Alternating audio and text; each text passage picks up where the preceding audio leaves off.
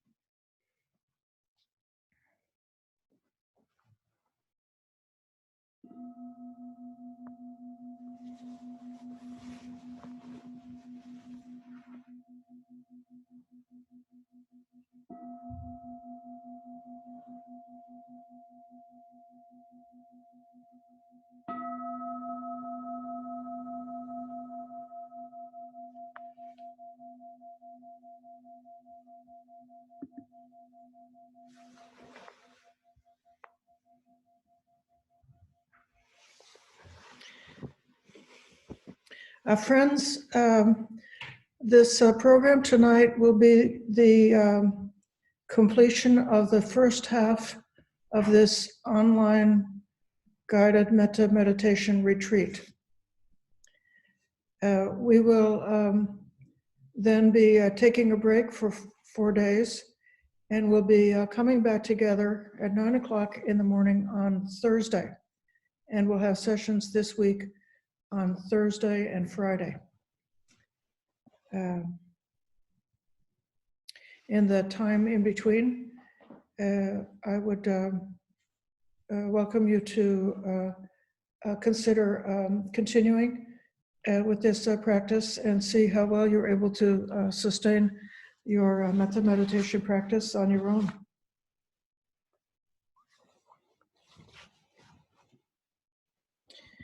We also have programs that are published online and announced in our meetup group on Sunday and also on Tuesday. So those are available, but it won't be on Metta, they'll be on some different themes. Okay, so I think that completes the housekeeping. And now we'll come to speaking about loving kindness for the dear person, the beloved person. So, Namo tassa bhagavato arahato samma sambuddhassa. Namo tassa bhagavato arahato samma sambuddhassa. Namo tassa bhagavato arahato samma sambuddhassa.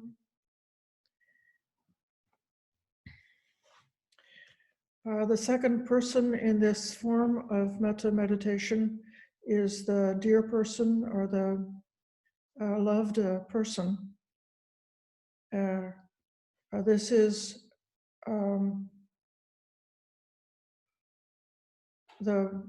for most of people, or for many people, the kind of person that it's the easiest to extend loving kindness to. It's the one who we feel such appreciation for. We feel joy in their goodness. If our dear person is suffering from any difficulties, we naturally feel a lot of care and compassion for that kind of person. So part of the benefit to our practice is to be mindfully aware of the wholesome feeling that comes up naturally towards this dear person, and to investigate and fully know and realize what the kindness is between good friends or between dear people, and then to then later on learn how to extend kindness to those who are not the dear ones, they're not the close ones to us.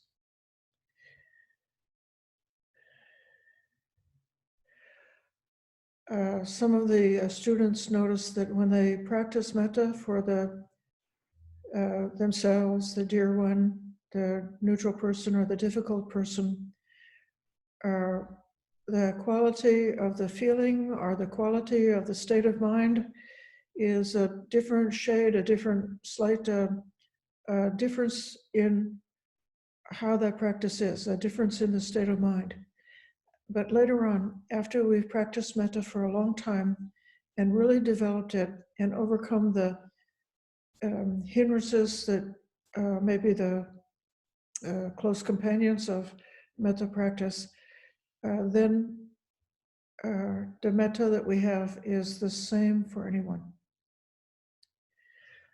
So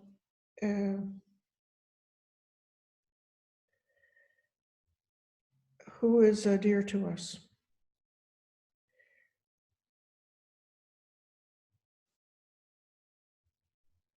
We know that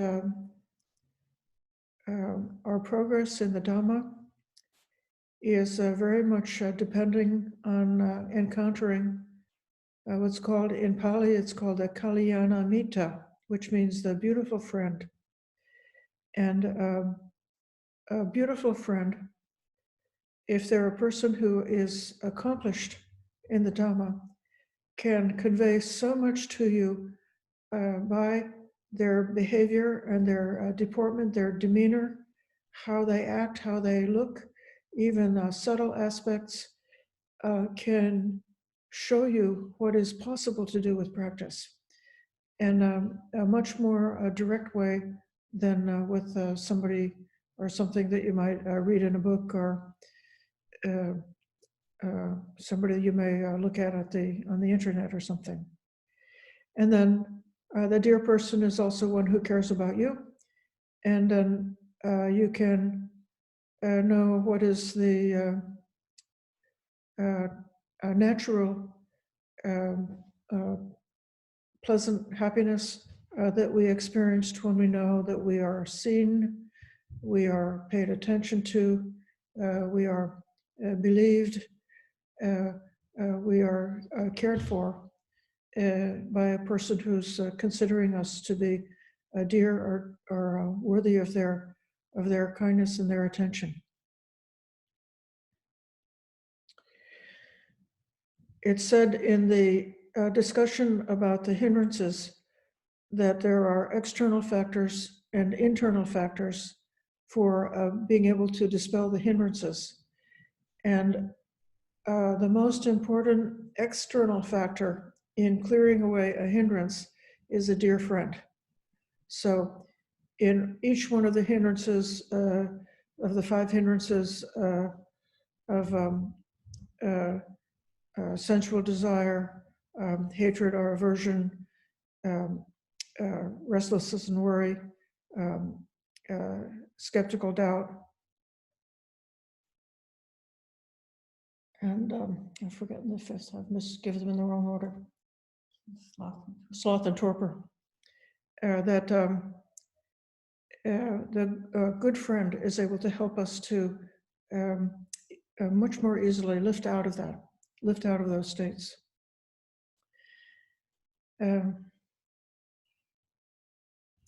Likewise, for many people, at least when we've gotten off the difficult phases of growing up, we may realize that our parents are the ultimate in a good friend, because our parents have done so much for us. They gave us life. They cared for us when we were not able to care for ourselves. And so we have this tremendous debt of gratitude towards our parents. And we realize how much they loved us, how much they cared for us, and we want to then reciprocate that. So this is a very naturalistic kind of feeling that arises with the people in our life who are natural good friends.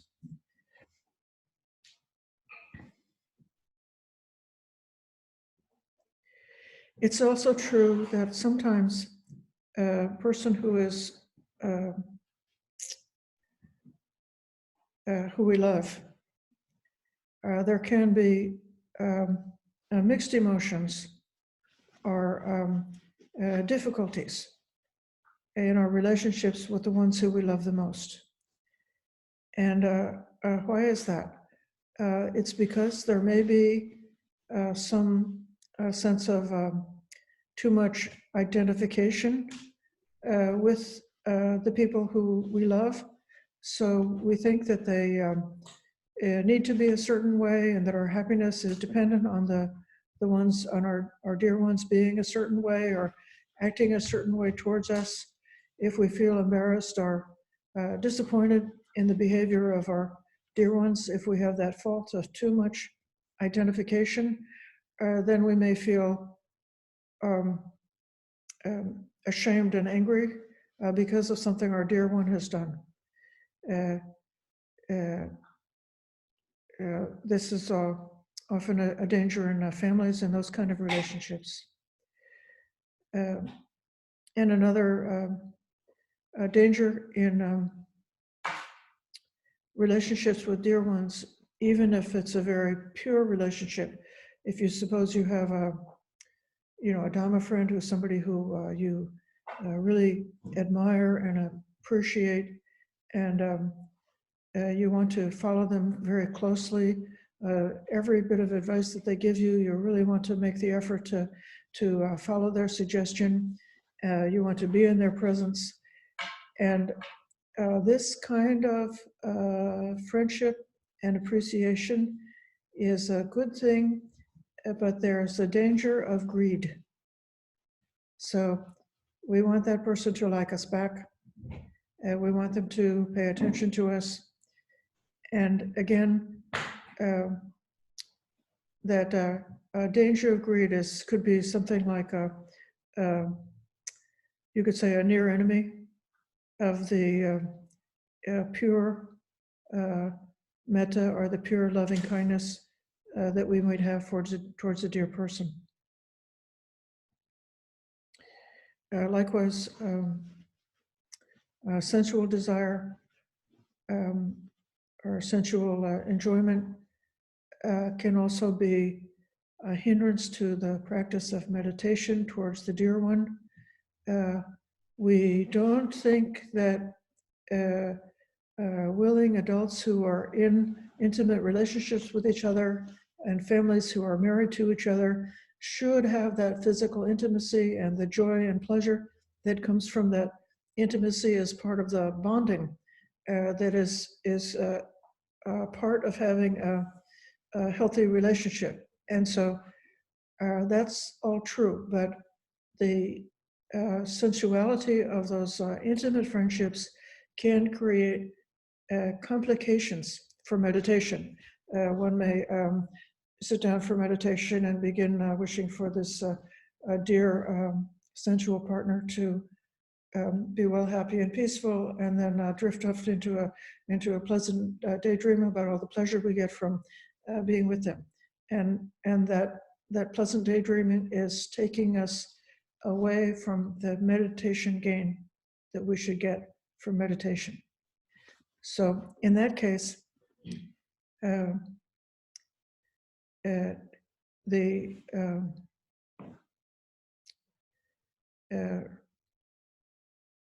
one suggestion is to choose a dear person who's a bit more neutral and not so much emotionally activating as someone who might be our intimate partner, or even if we have a dear one in our life and they've passed away, and the grief and sorrow or the upset, distress that we have about their death, or about that separation, could be something that's very alive and very emotional for us. And in that case, again, it may not yet be the suitable time to develop loving kindness for a person that we have a lot of active grief in that relationship.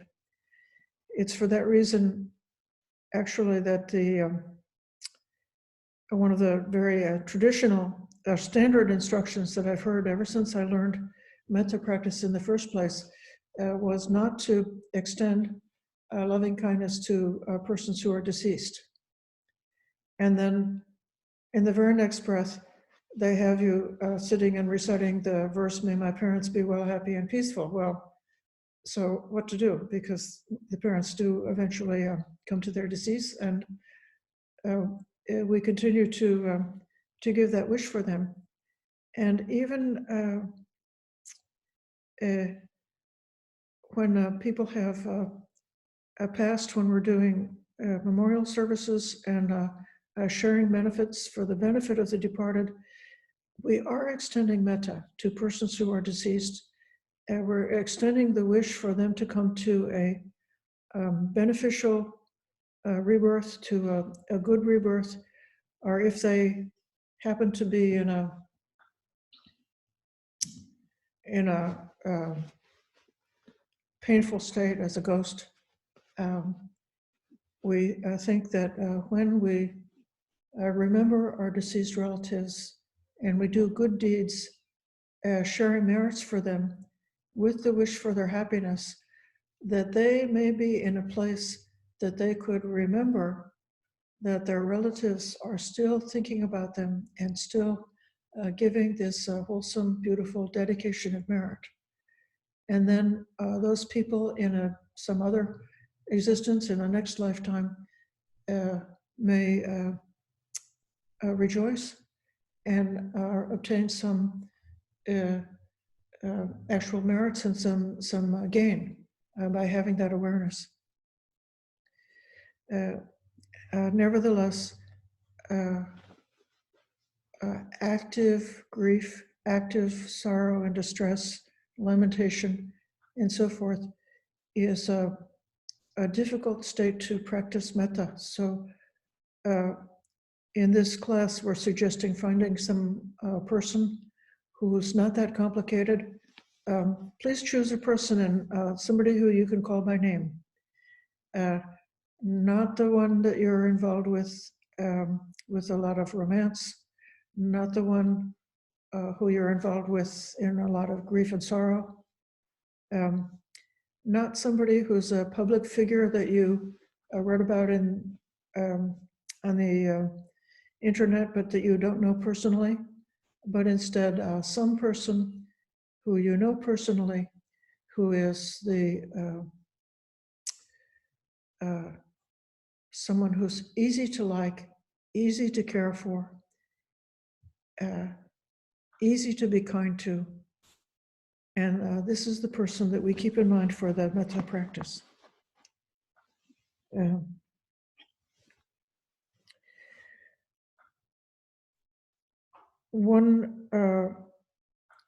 If you discover that you have some hindrance, that the mind does not stay steady and stabilized in doing loving kindness for the dear person, then you have to investigate for yourself what the hindrance is that's creating the difficulty for you. And then you have to discover for yourself what might be a kind of investigation or a kind of a practice that you might develop to protect your mind from getting carried in a wrong direction and losing the meditation. I'll give one example, and that is for greed or sensual desire related to a dear person. or greedy desire related to a dear person, if you would contemplate their death and know that as important as they are in your life, their presence with you is impermanent. It's impossible to hold on to the ones who are dear to us. Everything dear and delightful will change and vanish. Visualizing our dear ones even as a corpse, as a body on the charnel ground, as a body going through the stages of decay.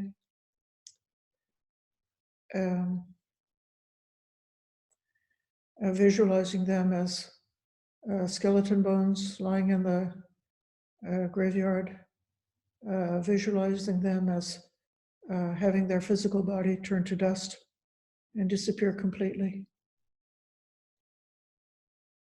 And this contemplation of death, which is another one of the beneficial themes of meditation, one of the variety of kinds of meditation that's given to us to help us with our practice and to give a protection. That's a form of meditation that gives protection from desire or protection from greed. And then having spent some time with doing that contemplation about the impermanence of those who are dear to us, then coming back and doing the standard metta meditation for the dear person.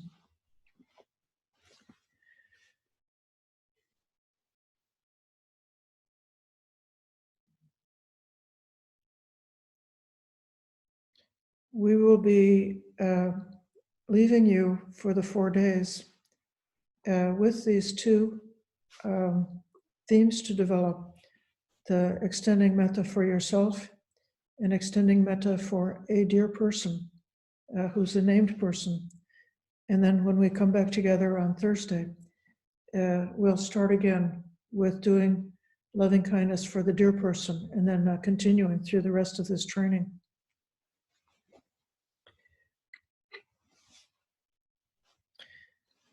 For now, to fit with our constraints of what we decided on our program, I'm just going to suggest taking a very brief 5-minute meditation on loving kindness for the dear person.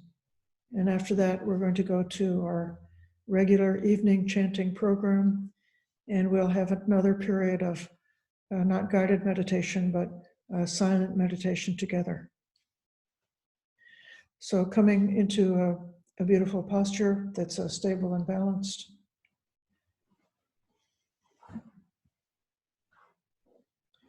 Aware of this body and mind.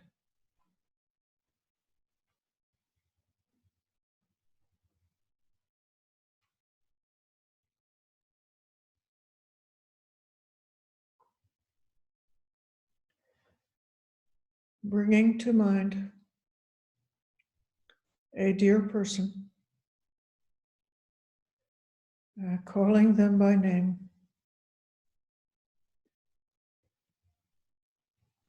and addressing them by name. Dear one, may you be happy. Giving the phrase of metta as a statement to this dear person.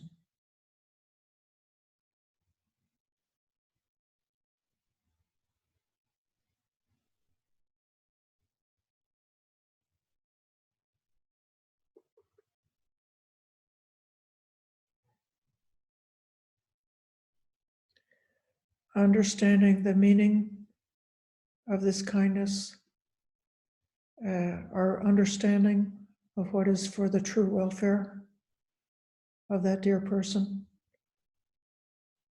with a sincere wish, bringing that phrase of kindness Dear one, may you be happy.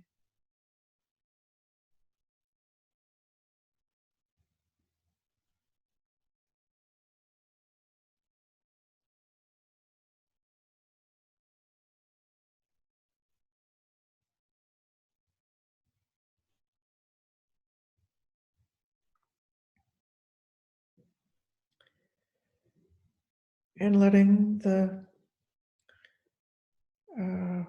feeling of kindness, the feeling of loving kindness for that dear person to penetrate and soak into the entire body,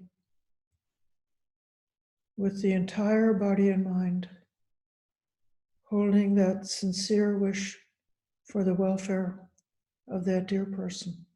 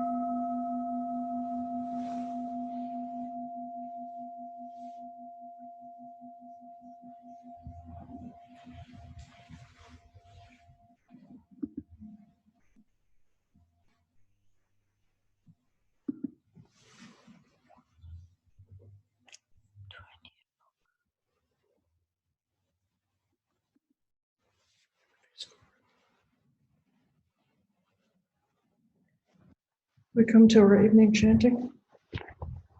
Oops. Let's go to English.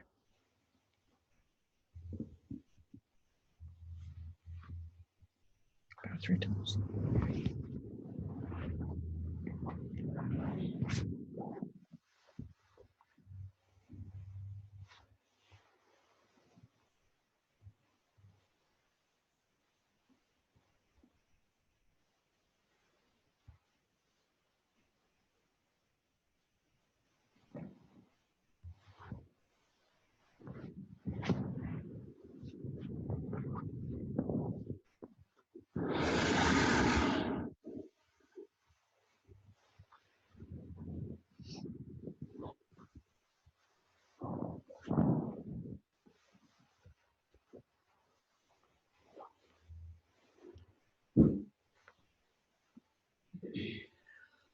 To the Blessed One, the Lord who fully attained perfect enlightenment, to the teaching which he expounded so well, and to the Blessed One's disciples who have practiced well, to these the Buddha, the Dhamma, and the Sangha, we render with offerings our rightful homage.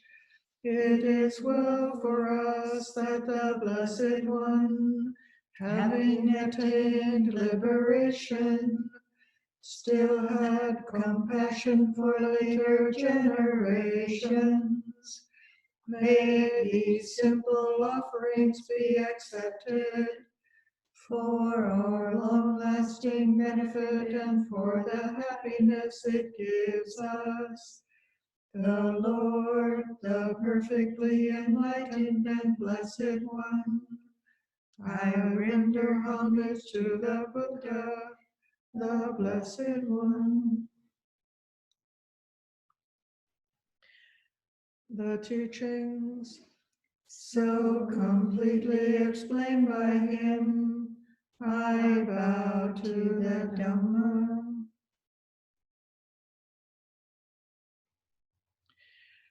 The Blessed One's disciples, who have practiced well, I bow to the Sangha.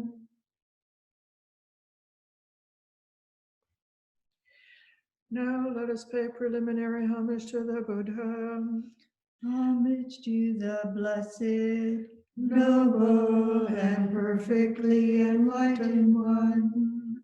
Homage to the blessed, noble, and perfectly enlightened one.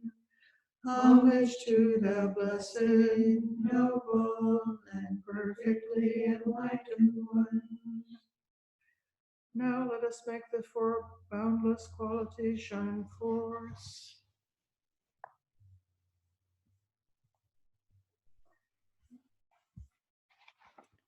Be 31. 31.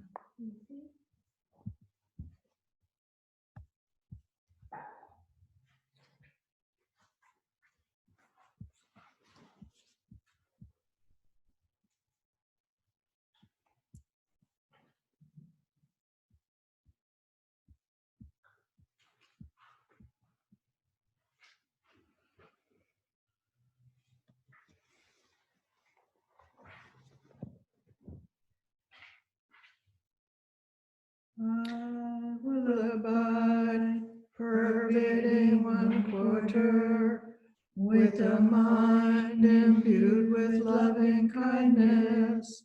Likewise the second, likewise the third, likewise the fourth, so above and below, around and everywhere, and to all as to myself.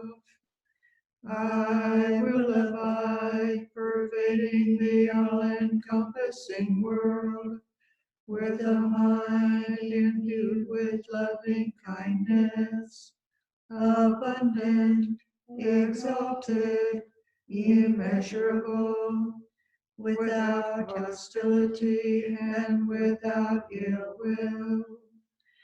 I will abide, pervading one quarter, with a mind endued with compassion, likewise the second, likewise the third, likewise the fourth, so above and below, around and everywhere, and to all as to myself.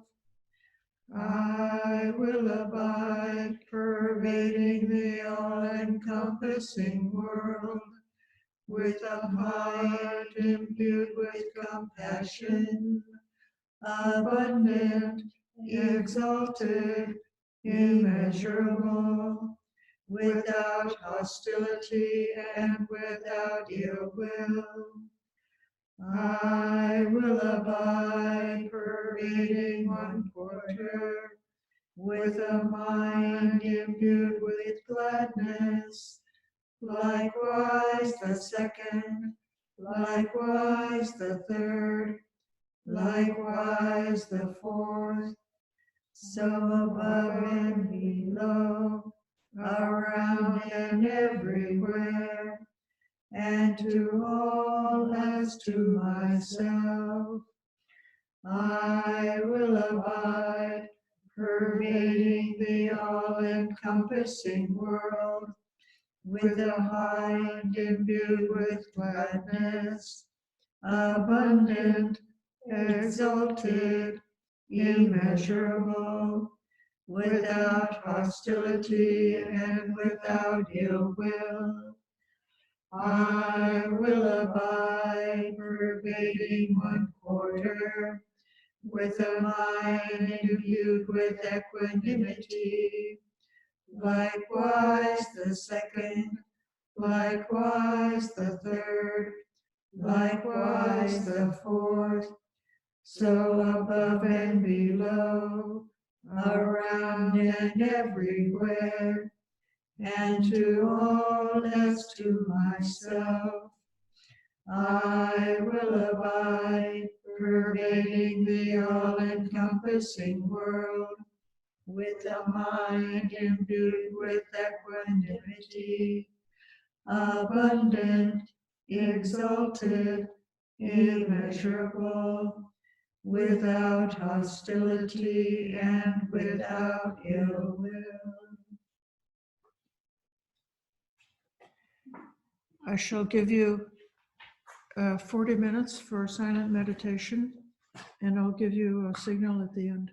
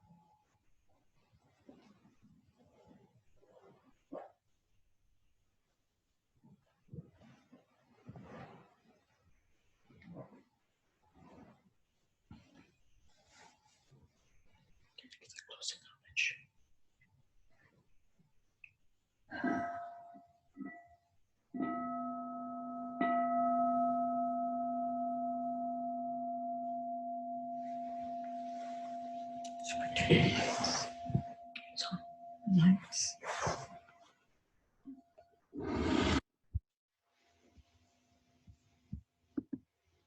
Oops.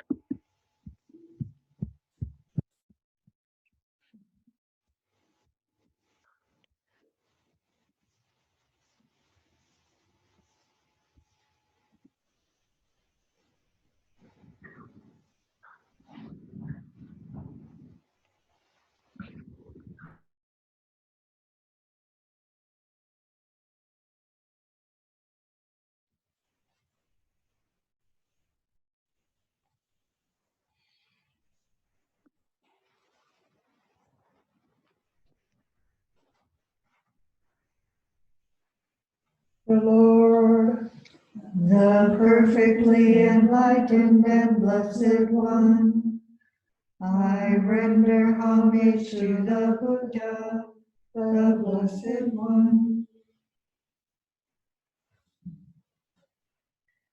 the teachings So completely explained by him, I bow to the Dhamma.